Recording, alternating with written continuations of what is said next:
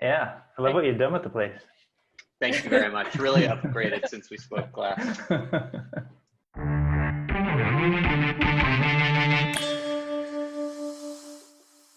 So for quick background, we're DK and Mishti, and from the Highlighter team. And Highlighter is all about building a place on the web for people to gather and read and discuss writing. And so we've been reading books, and we've been getting authors into the mix in these Zoom calls to just sort of help spark more of the discussions and kind of live participation.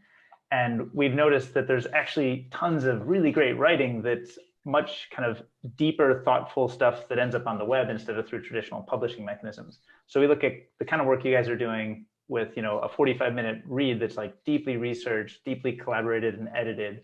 And it's almost like a mini book. And so that's why we decided we want to actually kick off the same way we do this with kind of traditional books and traditional authors. We also want to kick off doing it with some more kind of deeply researched thinking and blogging that you guys are kind of a great example of. So welcome to the show, Dave and Mario. Thanks for having us. Good to be here. Thank you. Yeah. But just for everyone else on the call, like, please chime in. This is hopefully a really open discussion. So you can just post on chat or honestly just unmute yourself and jump into the conversation at any time. Actually, the other thing I would say, Michiana, is like, hopefully we can also talk about, and this is Mario's like bread and butter, is just the organization of actually getting to the finished document. Yeah. Totally. Yeah. It's also one of those things that I don't think most people, generally in financial analysis, don't appreciate kind of what the inputs are to kind of see what the final output is. And I think it's a really fascinating topic that, we learn a lot from, particularly from the ideation to the editing that Mario does. And Mario's, the brain behind everything in terms of actually making things, make sense and simplifying it. But hopefully we can talk about that tonight too. Totally. That's actually, we love to kick off a lot of this by learning about the process. So I think those are always, we've even got a little document where we've collected up our questions, and those are always our first questions. They're like, how did this thing come to be? So yeah, we love to learn more about this. I think, to frame it, sometimes I think people are, writing books, like you go out the traditional path and you're somehow, build notoriety in one form or another, and then build an audience, then you go to a book publisher and you sort of get something signed. And I think you guys are a great example of a group that's come together organically through your own writing and through online, and you're sort of building kind of a new form of a publishing kind of unit, it seems, right? Just organically, you build your audience. You don't have to deal with the traditional industry. You kind of do it on your own. So I'm wondering sort of how do you guys think about what you're trying to accomplish here, and how do you sort of stitch together the pieces? Yeah, I think Dave, first of all, gave a very generous appraisal. I wouldn't really say I'm the brain as much as sort of like the dog yapping at everyone's heels, just making sure things happen.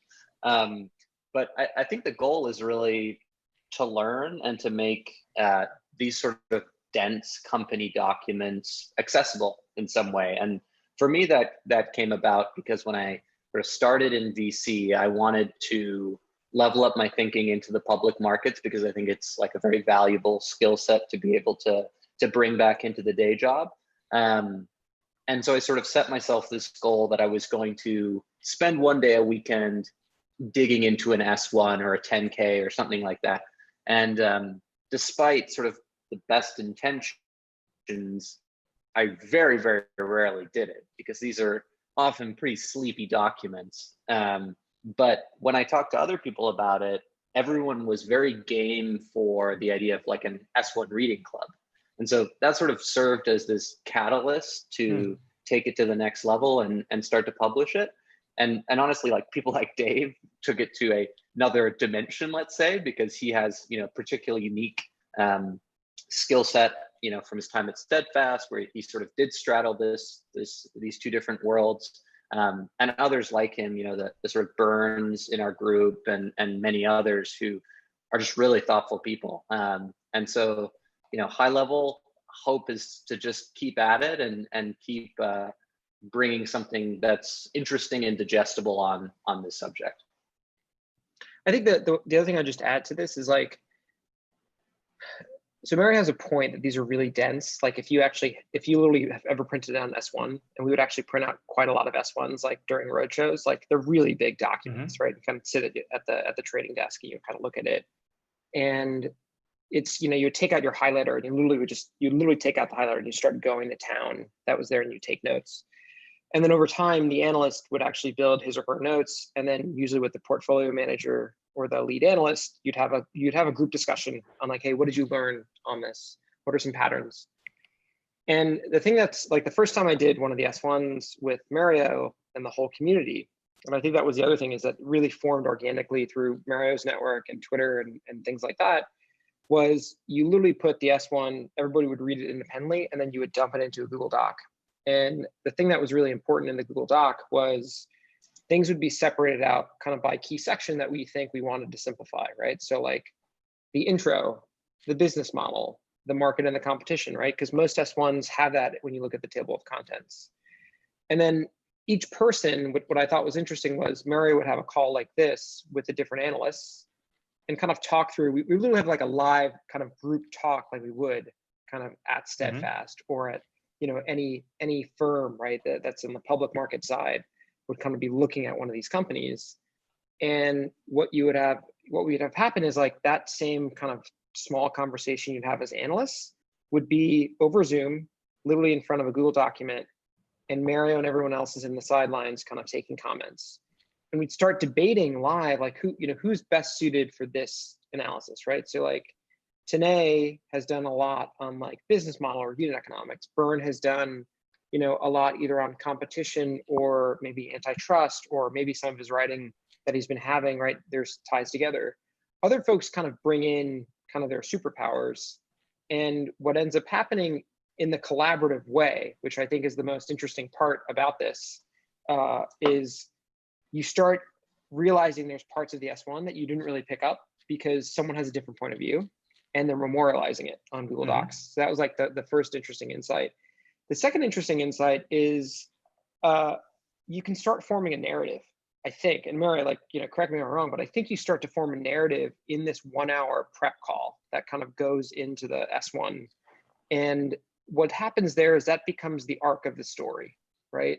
Because I think Mary, you view it very much like when you write these S1s, particularly for the intro, and each analyst has different sections. I tend to spend more time on the management team sections or maybe competition and things like that, but a lot on the management team. Mario will have a narrative, right, that will kind of weave through. And it's fascinating to see the Google Doc over the course of a week, because typically it's, maybe it's a Friday to a Sunday that we start, of literally it just build over time. And then I think what Mario does, which is interesting, and I actually watched him do this on it was a Tuesday or Wednesday publish. He takes kind of all these really complex topics and he tries to edit everything together and simplify it, which I think is the hardest part with an S1. And I think in these finished products, they're really easy to understand, which is actually really difficult to do. And are they usually? Yeah, go ahead. No, pardon me.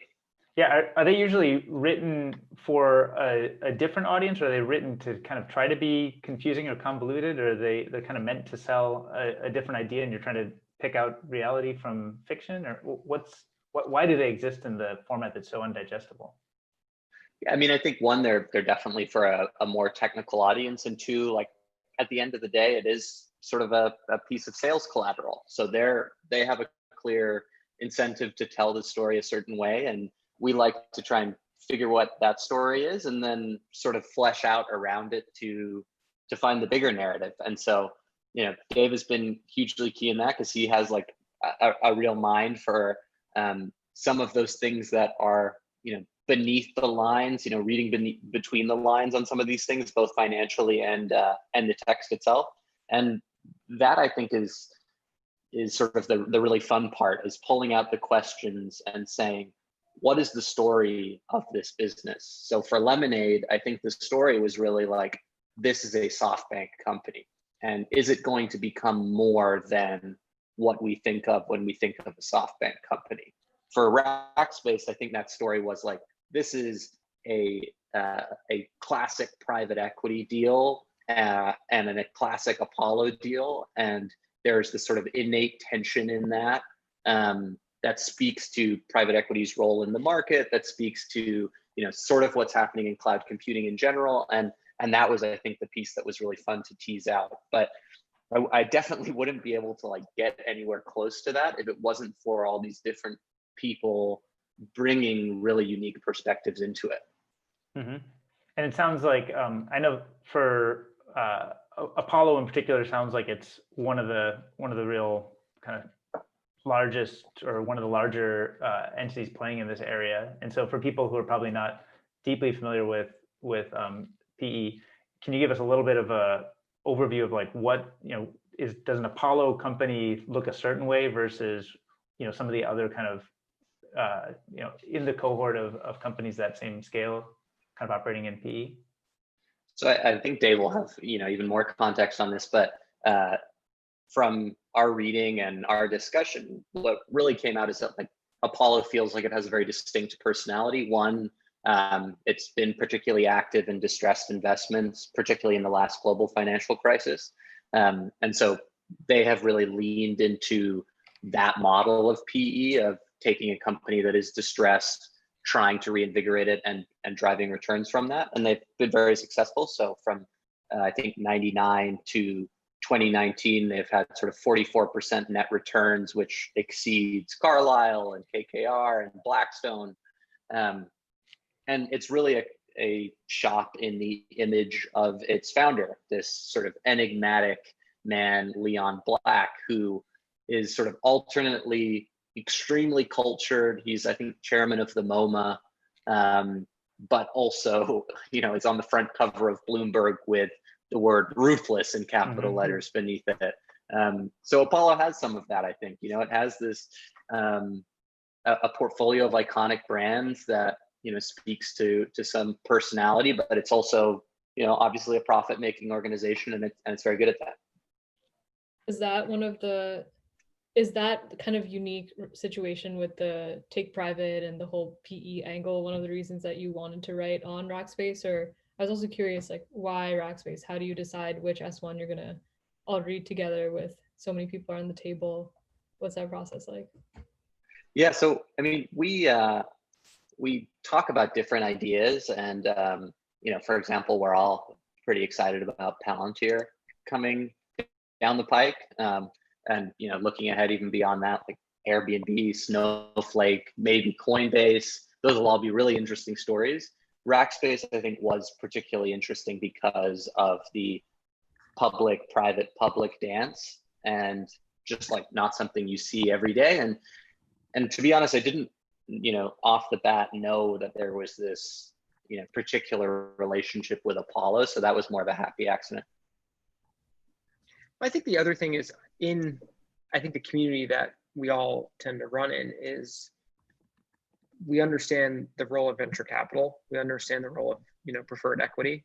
Mm-hmm. And we also understand kind of the power of a management team, and the management team are often the founders, and they transform the business over many years. The thing about PE and why this business is so fascinating is that it's a financial instrument talked about often in the world of venture capital, right? In the world of technology and entrepreneurship. So I think the thing that we all gravitated to is like, it's an opportunity to actually educate the reader on what private equity is. And like, I think if you look at, at the beginning of kind of the example that was kind of written here, is you really try to dumb it down of kind of explaining debt and distressed assets and thinking about changing of management and financial incentives, right? That's there. The other thing that we kind of focused on, and I think why this was also interesting, was, the beauty of S1s is that they actually tell you a lot about incentive structure and milestones of how management teams think. So, there's so much clarity and visibility around how this operating team, who was, interestingly enough, spent a lot of time at, two previous companies. Yeah. One was called RXC, I think, Technologies. Another one was called, for Hewlett Packard Enterprise. But they have very clear financial incentives. And also it's tied to, the private equity incentive structure too, right? Which is, we called it internally marionette management, right? In many ways, in venture, it would almost be, people would look at you if you're a venture capitalist and say, here's a management team. We're going to rip out the management team. We're going to put a new management team in, right? Oftentimes it doesn't happen in venture capital, right? But in the world of private equity, it's extremely common, right? Mm-hmm. In fact, there are so many CEOs in this business, right, that have gone on to do interesting things, but they fulfill a very specific job. And the manager teams are often okay with that because they know if they hit certain incentives, they have a huge payout on it, right? Mm-hmm. So I think the thing that's also interesting in private equity is you're very driven by underlying profitability, but you're also driven by, that's also tied to the underlying performance because it's a controlling entity, right? I think in this case, the PE funds own 52% of the entity that's getting listed. That's very kind of uncommon in the world of venture. And what we've seen probably in the last 3 or 4 years is the founder as hero and Mm-hmm. founder with super voting control, right? Mm-hmm. And this was a story that was very different than most other, and what was also pitched as a technology company. And I think the argument that we made is it really a technology company or is it really a managed services company? Right? Because that's the other thing with S1s. Again, you have to think about incentives.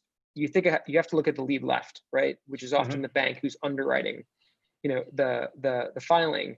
It's their job as a banker to tell the best story possible, right? Which is why and Mary, we talk about this a lot. This is why we have a jargon section, right? Yeah. How often can we actually count the jargon that we think is from a marketing, sales story?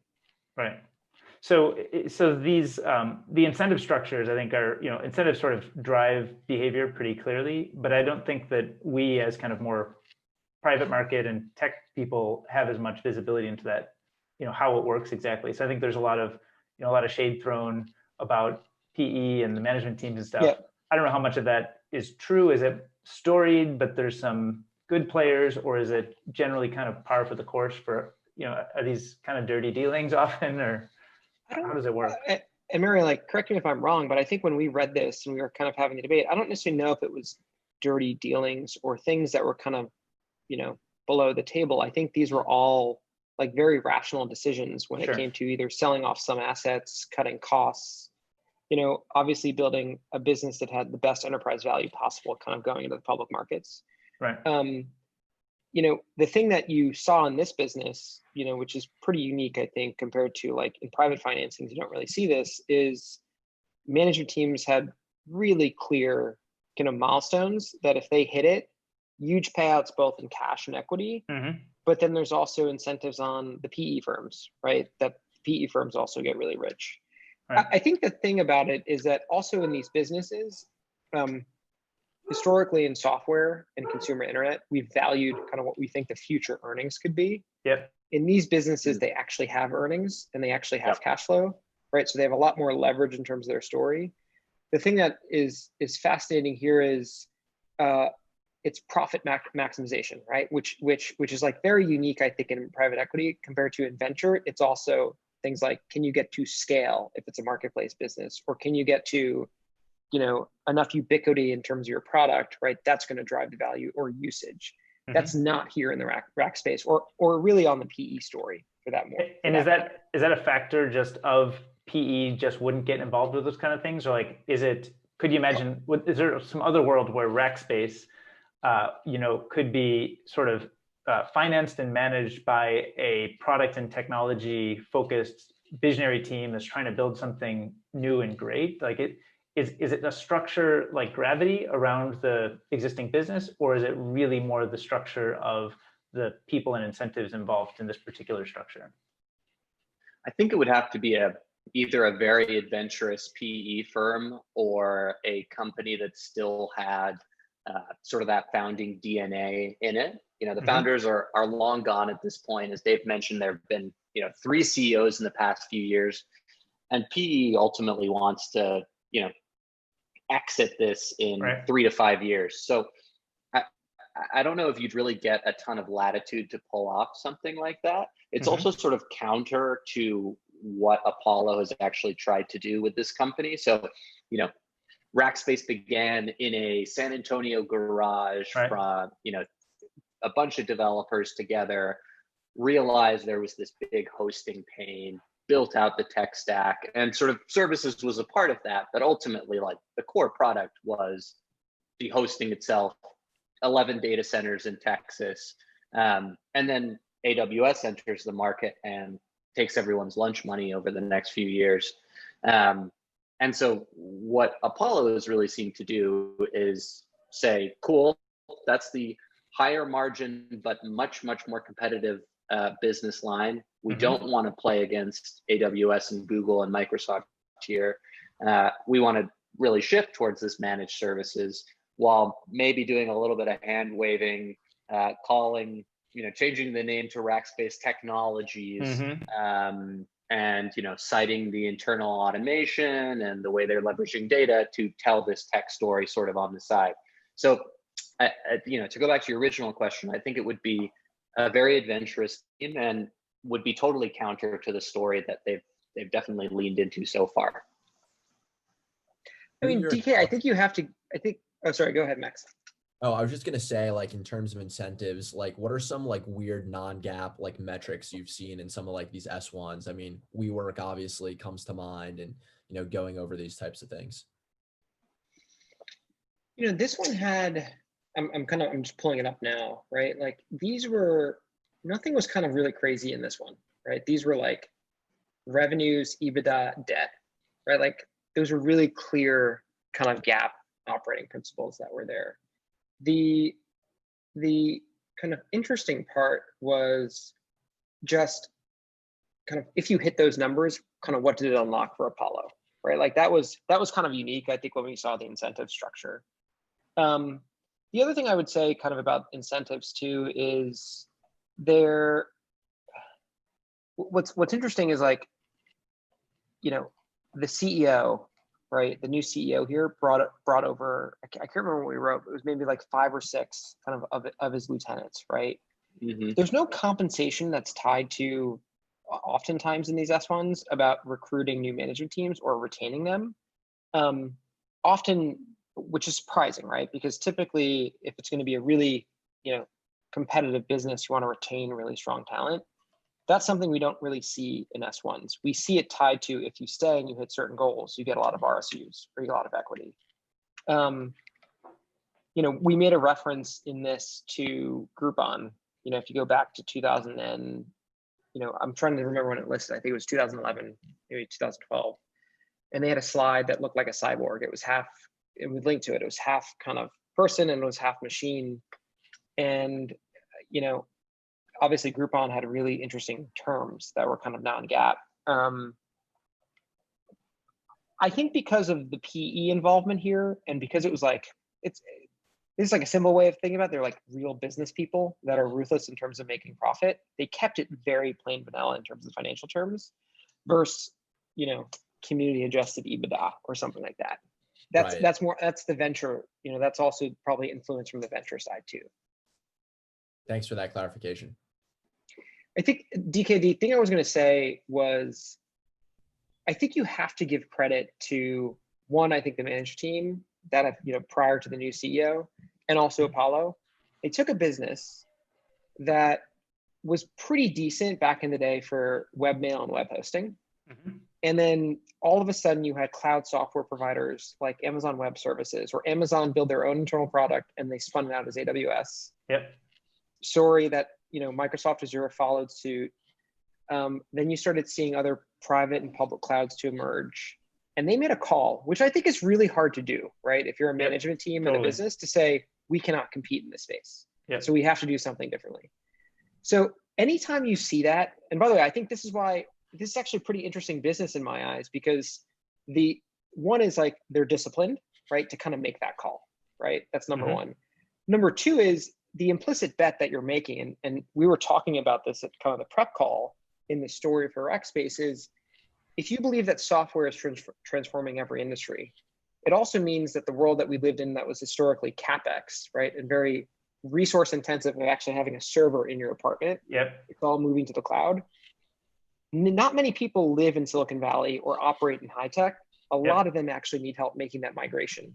So the bet that you're making on a mega trend, right, with Rackspace is they're the best managed services provider, right? Or really a highly functioning consulting company that is going to win clients in the Fortune, 100 or 5,000. And they were able to do that, right? Because they made that really difficult decision to say, we can't compete with Amazon or Microsoft. And I think that's really interesting because most S1s don't talk about that, right? Most S1s don't talk about the hardships of actually making those hard calls. Yeah, I agree. I think that would have been an incredibly hard decision to make at the time. And I think they really saw the future and in fact invented the future before Amazon got to it. And Amazon kind of observed what was happening and stepped in, and they were, I think, prescient enough to know not to pursue the thing against those juggernauts, instead to carve out their own space. So I would tend to agree. I wonder though, yeah, I agree. It's a challenging, but probably an interesting, or it's kind of the right approach to take, let's say. But I wonder, and again, this is maybe back to PE 101 and the incentive structures, but I wonder if the structure of having PE is more near-term and profit maximization focused. And, in a sense, I don't know what the holding periods are, the requirements for somebody like, Apollo, but are they locked up with their stock? Can they sell it, a year or two out or sooner even? And then what does that mean for the long term? Because I think the structure of like a technology company generally is, we're building stuff today that hopefully is still going to be used 10, 20 years from now. And so you're sort of capturing all this forward value into like this product that'll live on forever. And this is sort of like, you've got this structure and this management team that's in, and they're in and out over the course of a few years. And it feels like if everything's fairly short-term focused, do they do we end up a year or two after the IPO and things are kind of in shambles? Is that a typical pattern, or are there ways that mitigate that risk? So I think there's a few ways. Oh, sorry. No, you go ahead, Dave.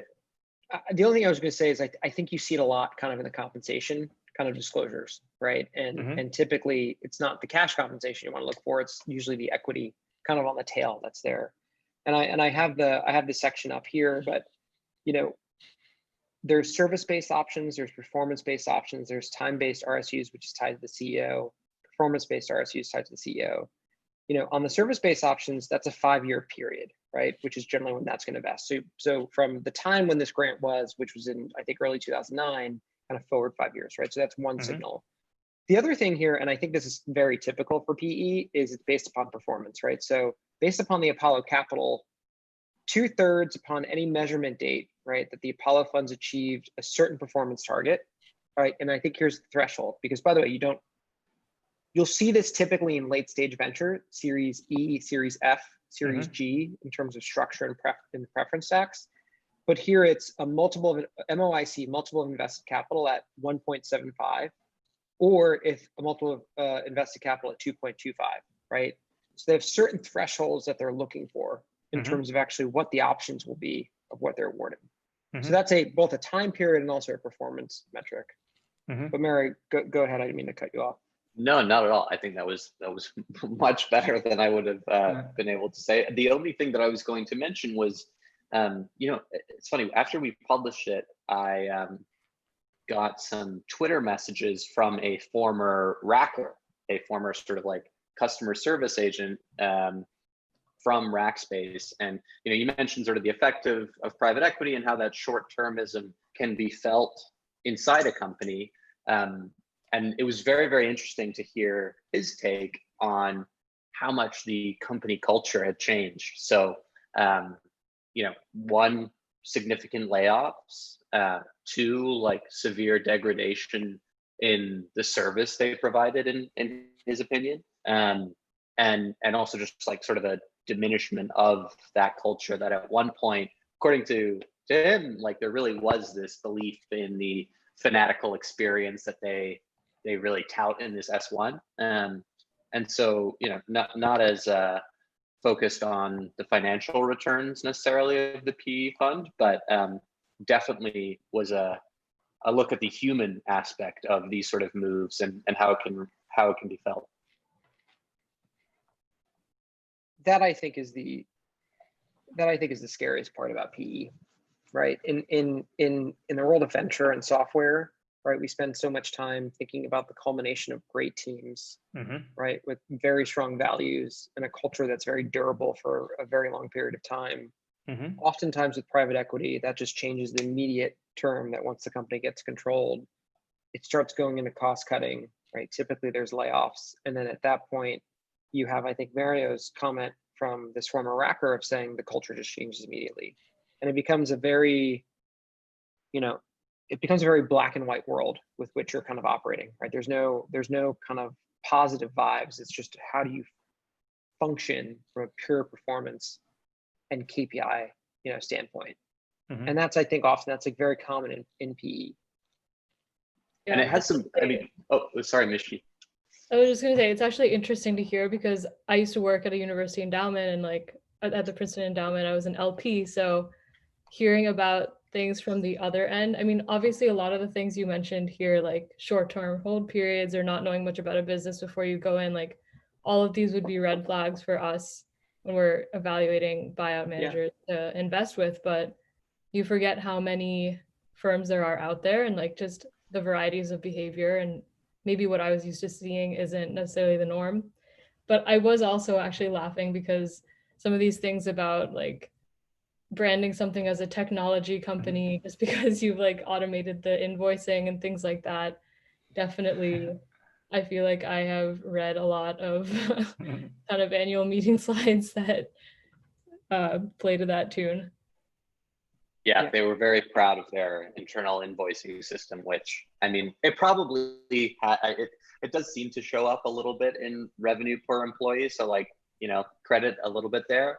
On the PE front, I was really fascinated by that study that we cited from California Polytechnic, which was that, LBO companies that undergo a leverage buyout are 10 times more likely to file for bankruptcy than sort of comparable companies that stay in the in the public market. So yeah, I don't know, have you ever had exposure to some of those stories, Mishti? But that was a pretty startling statistic for me.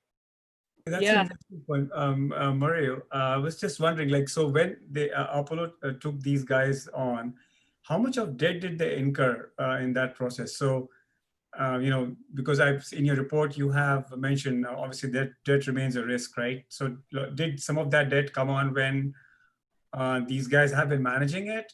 And also the second point being, you said that, well, instead of looking at the forward cash flows, here we have something with existing revenue streams which are pretty robust, but how would they look as an acquisition target to somebody right now? And given the kind of performance you're seeing from IBM and Infosys and the other guys out there, do they really have a good solid forward stream for them? Or is it just that we are riding this wave of a Fed bailout, which is making debt easy to sell? So, it's a good timing for Apollo, and they sell it in the market and cash out.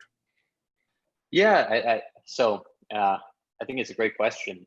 In terms of the debt that was brought aboard, I think the total amount was 3.99 billion, 4 billion, somewhere like that, which they have in the books. And from what we, have looked at, I don't particularly see a great deal of differentiation versus an IBM or an Infosys or, Accenture, these other consulting shops that do something pretty similar. I don't really necessarily think that there's a clear reason why they'll be able to own this niche of being the service layer for cloud, and why that won't be something that, some of those other folks we've mentioned will take pieces of. That said, I do think it's a deeply solid business. I mean, 2.4 billion in revenue, 95% recurring. The margin structure, despite it being services, is actually like really good. So I think there's reason to say like, yeah, I think it's a very solid company, and Apollo could get a nice return on it. I don't necessarily think it would be something we'll see break out potentially in the same way that some of these other tech companies have. Although who knows right now, because there's not a lot of logic in some of the things that are skyrocketing. It's a good question, because when you have to look at these businesses, you can't. And by the way, this is more of like so I worked at a Tiger Cub, and those are like Tiger Global, Co2, things like that. And a lot of Tiger Cubs tend to operate in a pretty similar worldview, which is, what does this business look like in the next 3 years?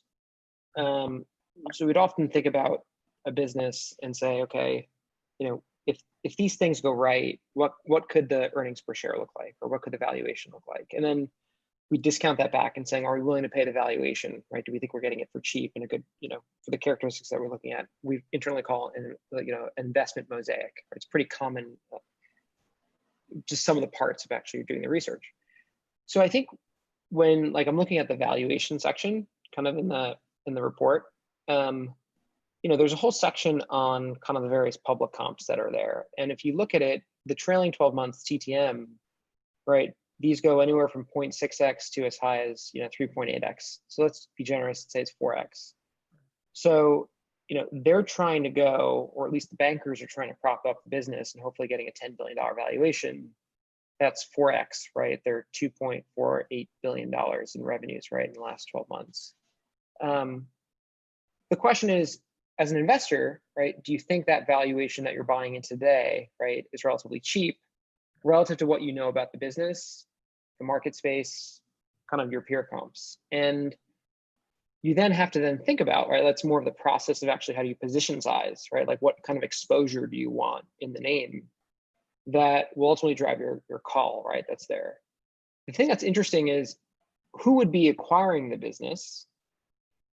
You then have to start thinking about who has the cash reserves or the liquidity, right, in terms of their stock, either a private or public company. 3, like what kind of synergies would exist, right? This would be probably a managed services business. It could be, by the way, the nice thing about this managed service businesses, it's kind of like Switzerland. It basically works for any cloud provider, no matter what. Mm-hmm. Theoretically, it could get acquired by a cloud provider, but that would probably mean for the companies that are working on, Amazon, say, actually, this is an interesting asset. What about all of them servicing Amazon's competitors, right? All of a sudden it gets really challenging. So I think one is clearly, like when you have PE, there's often, debt or distressed assets that are there. The question is the growth story kind of going forward. And I think that's the really, I think that's when we were writing it, that's the hard thing to really underwrite here because, again, in venture, right, you always take the long view of what, the joke that we would make all the time is in venture, you could always be long. In the public markets, you could always be long and short, right? Mm-hmm. Here, you can also make the flip side is, are you more bearish on this business? And the question is on the growth story is, for their product offering, do they really have true differentiation? And I think that's hard to say when you have a managed services company. Yeah, I was also curious about that. I mean, like in this space, what really would give any of these players differentiation? Like, is it very much based on long-term sales relationships with these big clients, or what exactly would give an IBM or a Rackspace a meaningful edge over the others? It's such a good question. We really had a hard time trying to understand that. And, we had, I don't know if we wrote this, but we were thinking about writing it, but we actually wanted to look at the amount of sales and marketing each company was spending to kind of get their taglines out. And we talked about their taglines. Yeah. But a lot of these companies, because it's not really obscure what they do, but they make it sound like they're selling you real technology, but in fact, they're staffing accounts and staffing people inside the business to help on the transition. The thing that we want to do was, if you look at actually we actually, in hindsight, could have done this, we should have done this, but if you probably look at all the S&M, right, on each line item year on year for all of the companies relative to kind of their customers or their employees, that I think would tell you a lot about how they view the world differently. And I think we had some kind of internal ideas of like IBM, like you think about IBM's marketing budget, it's very, very large, much larger than Rackspace's, right? So I think they often compete in mindshare to the, IT executive or the, Fortune 500, employee that's thinking about buying cloud, what's top of mind or a reference check, right? Because there is a bit of a, if you're penetrated inside the Fortune 500 or Fortune, 1000, you start asking around for other IT professionals or other professionals in your sitting saying, what did you use a Rackspace? Did you RXC? Did you use Infosys? Right. So all that's valuable, which goes to the point of, I think, marketing was something that like most of these companies, and it's interesting talking about it because that's like a really it's in the numbers that you can actually paint the story with, that they spend a lot of money on marketing. Yeah, definitely. Are there examples of people who have been successful in a services business at creating that differentiation? Like I just noticed, I popped over to Accenture, and if you look at them over the years, it's really, the stock has grown pretty steadily and healthily, but to me it seemed, I don't follow this stuff closely, but to me it seems like it's a bunch of services. I don't know what the differentiation is. Yeah, I don't know what the secret to Accenture's success has been. I mean, obviously it's, a more diversified business, and they have plenty of different revenue streams. And I would assume that they've been around quite a fair bit longer at this point. And so maybe have built up that brand recognition. I think Rackspace, like to Dave's point, like it still sounds and feels like quite a sleepy brand. I mean, they added technologies, and they did sort of an overhaul in terms of visual language and those sort of things. But even just the terminology still feels, like the last generation. Yeah. And so, maybe that could be part of it. I'm just thinking aloud. How about a cultural fit with Cisco? Yeah, maybe. I mean, Yep. I could see that playing out for sure. Yeah. Let's see if we can get them on the line. Yep. We'll get you a broker's fee. Got it. I'm curious I what think everyone else is thinking too. See, JT, John Byan and I went to high school together, so I don't feel bad picking on you. Hey guys. Hey, John. I actually, so I'm not super familiar with, I haven't looked at a ton of SaaS companies in general, but I was curious on your read on their net dollar retention number, how that sort of compares to industry average. And I guess the follow-up question to that would be like, how high are switching costs for this kind of service? And when I'm just trying to think about long-term product moats and whatnot. I think the retention was something like 94%. And so the CAC to LTV, I think, ended up being 2-to-1. Tanay did a really great job breaking that down. And I think that, 2-to-1 solid, but sort of unspectacular and not really necessarily where you want to be. In terms of, sorry, what was your other question, John? The other question, more about just, if I just considering from the perspective of, I'm the IT exec at a Fortune 100 company, like how painful is it to, even if I'm have used Rackspace in the past, if an IBM comes in the next year, I'm sure that, a lot of these companies employ multiple folks. I think it's probably pretty painful to rip out, just because, whatever environment these people are operating, like they're pretty embedded. And I think you see that in this. The other sort of thing that I meant to mention a little bit earlier about differentiation, and this is again to the point of like maybe not having a great deal of differentiation, is that Dave mentioned that in the document that they're sort of servicing like a bit of the laggard of the innovation cycle, which also potentially sort of paints them into a little bit of a corner looking ahead. Some of their customers are Payless Shoes and the British Heart Foundation. These aren't necessarily companies we associate with being at the cutting edge of technology. It makes sense that they would need some cloud support. But also when you sort of forecast to 2025 or 2023, it doesn't necessarily fill you with a huge amount of hope that they're going to be leading the next generation of service even. I have a question about the debt. It seems like, or I don't know a lot about debt, but it seems like not all debt is created equal, and private equity debt just sounds scary on the face of it. But so how would an investor sort of understand all of their debt?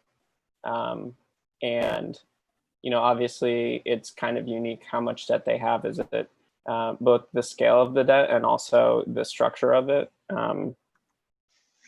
Yeah, I'm just curious how you guys sort of, as you read through the S-1, how you sort of evaluated that. Yep.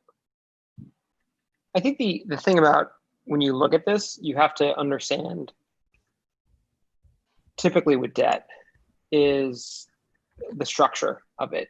And if there's any warrants, if there's any thresholds, often where it sits in the waterfall, right? Because like when you think about venture financings, you have, preferred rounds, preferred equity sits on top, and you have common equity.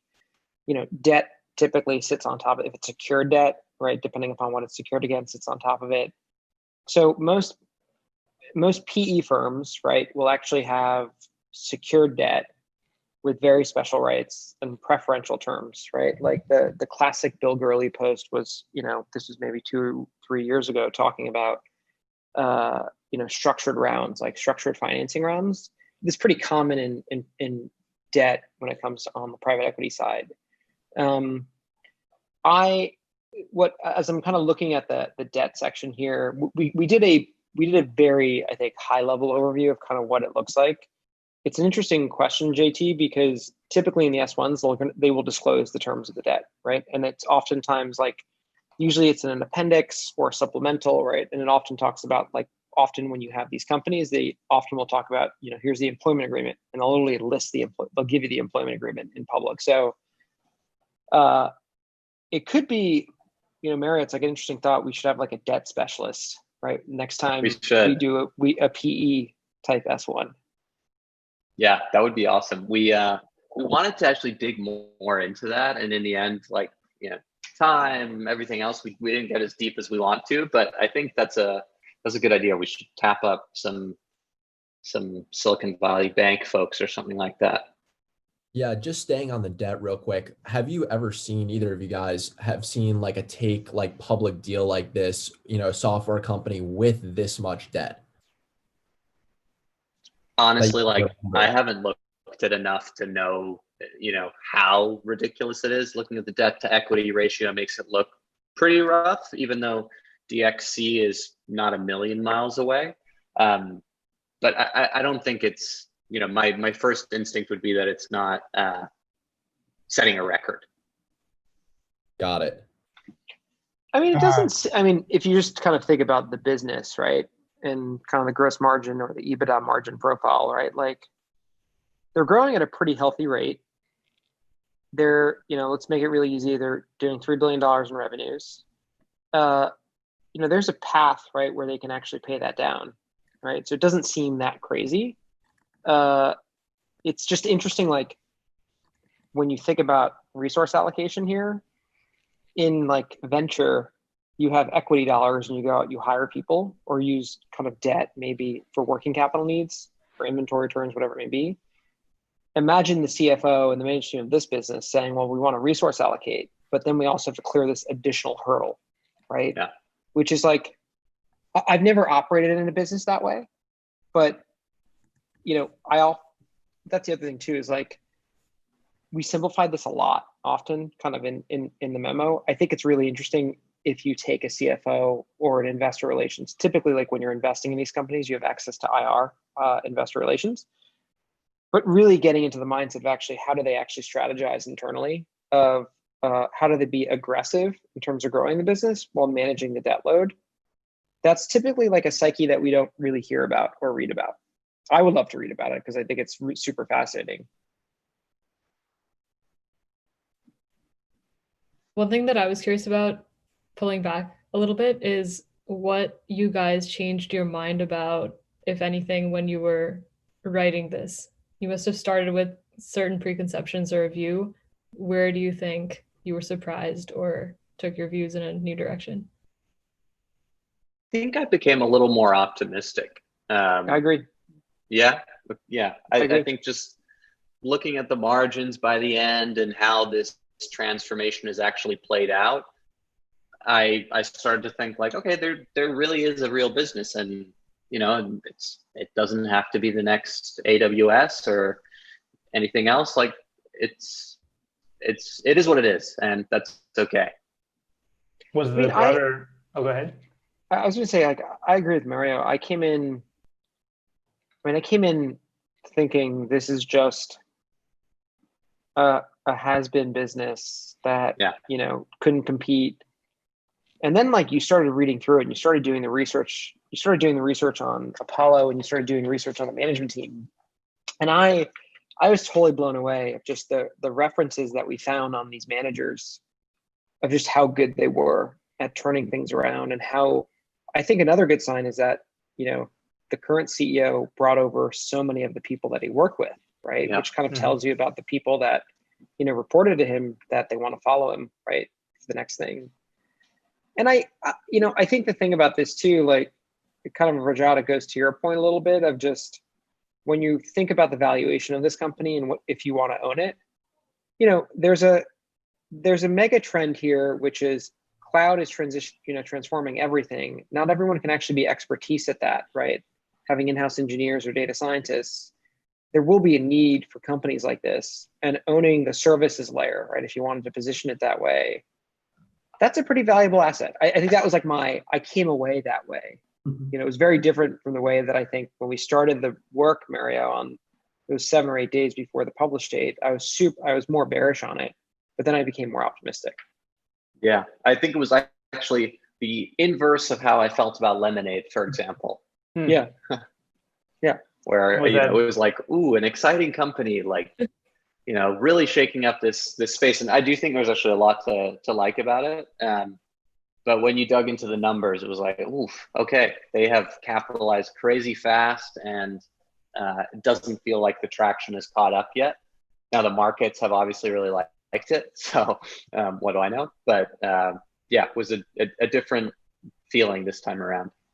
Hey guys, from the perspective of like trying to be both like a more educated reader of you guys writing and stuff, have you found any good places or either in your previous writings or other people's to going back to sort of the question of benchmarks to learn about like, you know, why a 3-to-1 LTV CAC is considered good, or the 12 to 18 month payback period, either just like the original like reasoning that those kinds of numbers are built up from? Is it something that you've picked up from your experience working in the industry, or is there some favorite go-tos that you like reading?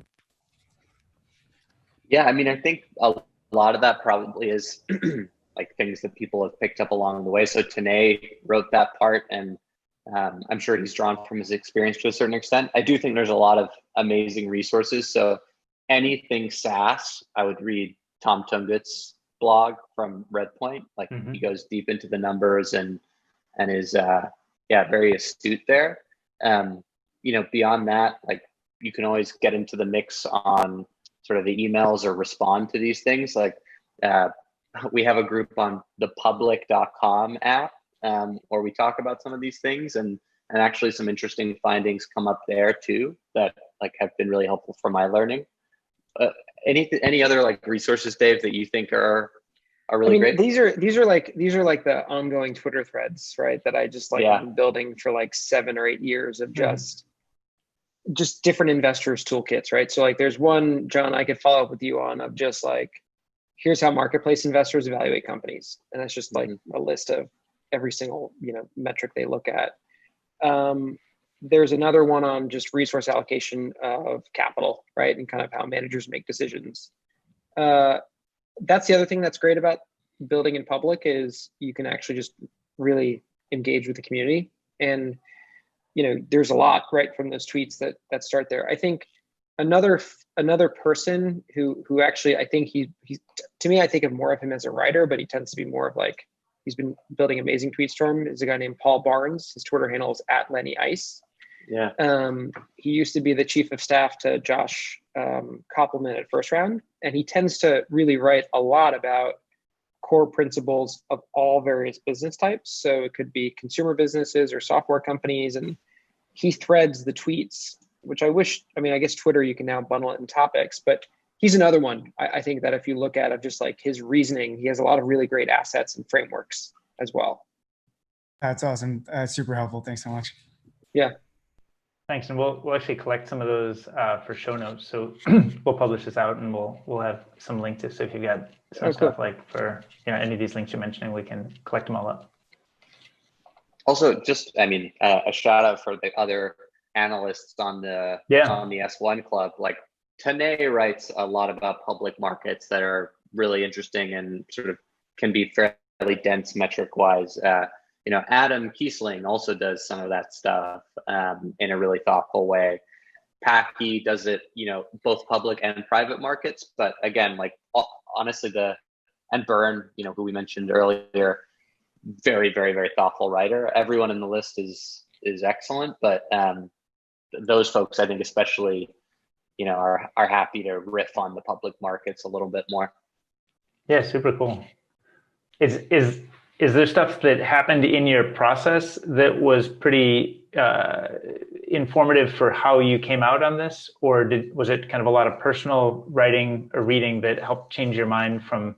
I think you were initially skeptical, and now you're kind of a little more optimistic. Was that more your personal silo work, or was that really the club that kind of all the input that helped shape that?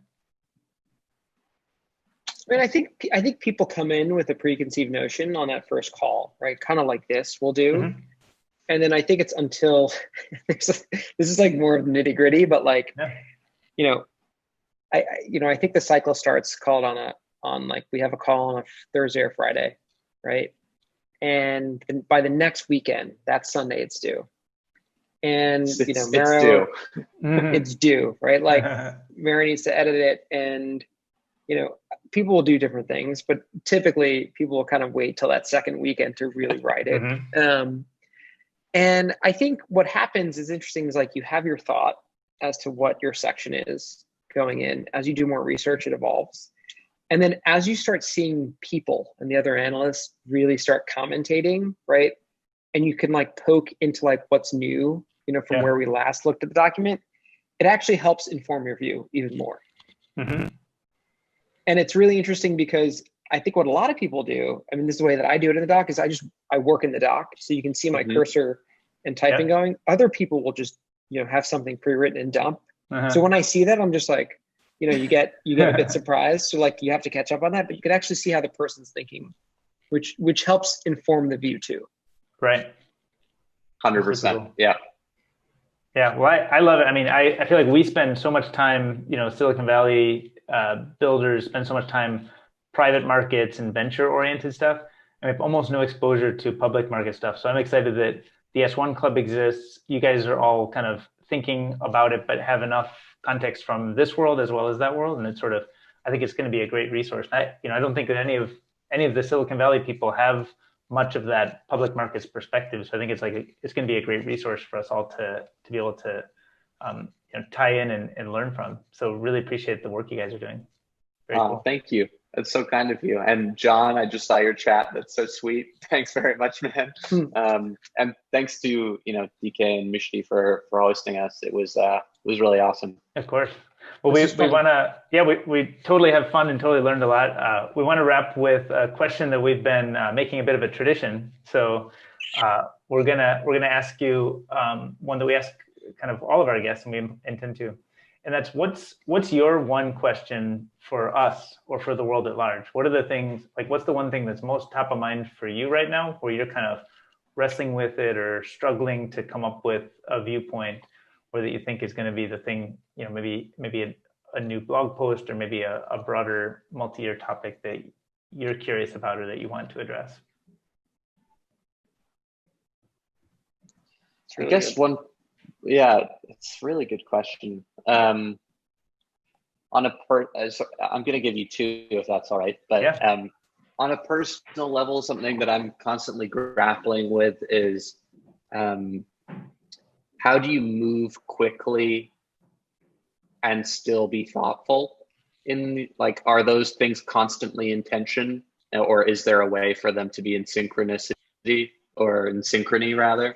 I think there's a sort of reptilian part of your brain that is just constantly moving and, pushing things out and, trying to, keep things in motion, but so much good comes out of moments of contemplation. And And so that's sort of a personal question. And then more of a broad question. There's this French philosopher who has this theory that God does not exist now, but he will be invented. And I've been thinking about that, like with respect to technology, you know, AI certainly, but also, you know, the way that psychedelics is entering into sort of the medical mainstream. So the question would be, how could God be invented? Oh, interesting. I love that. I've never heard anything like that.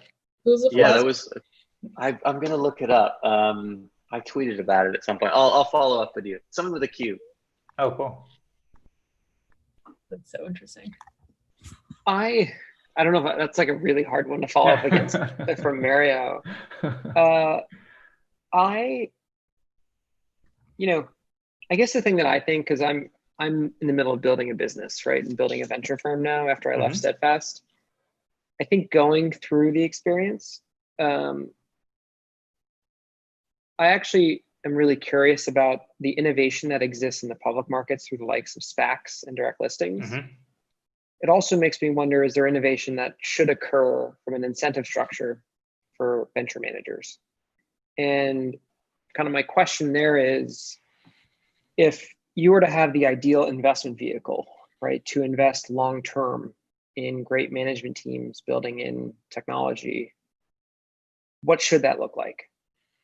And the operating assumption is the current model is not the best model, which is you raise a venture fund, you have a few years to deploy the venture fund, and then you then raise the next venture fund and you earn management fees. And I have some ideas as to what it could be. But I've been thinking a lot about that. You know, I think, you know, Nikhil, who used to be at Shasta at NBT, has been writing a lot about this publicly, right? But I've been thinking about it quite a bit because I think interestingly is like a lot of friends, you know, do spend time at, you know, venture firms in the Valley, or they work in public market hedge funds, or they work in family offices, or they're solo, and all of them have constraints. So I think that, to me, like, I've been really thinking about that a lot, and like talking privately in peers of kind of what their thoughts are. So that's my main question. It's great. So kind of as good as Mario's.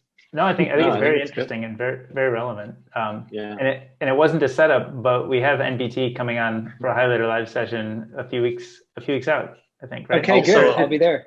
Is it next week? The week after. I'm gonna definitely attend that, and also I just interviewed NBT for an edition of The Generalist, so that'll be coming out soon too. So Dave, just helping us all out here. Yeah, there you go. Perfect.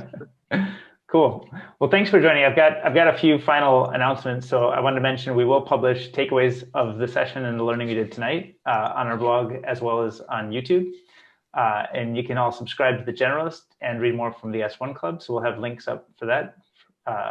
And then we have several awesome town halls coming up next. First up is Tuesday with Sarah Tavel on her blog series on hierarchy of marketplaces. So you talked about marketplaces. We're going to kind of learn from one of the leading experts and writers on that. And then we also have Bailey Richardson, who built the early Instagram community, is coming by on Thursday. She wrote a book called Get Together, which is all about how you build communities, published by Stripe Press. And then Nadia Egbal, also published by Stripe Press, her new book, Working in Public, just got an early copy that Amazon happened to deliver early.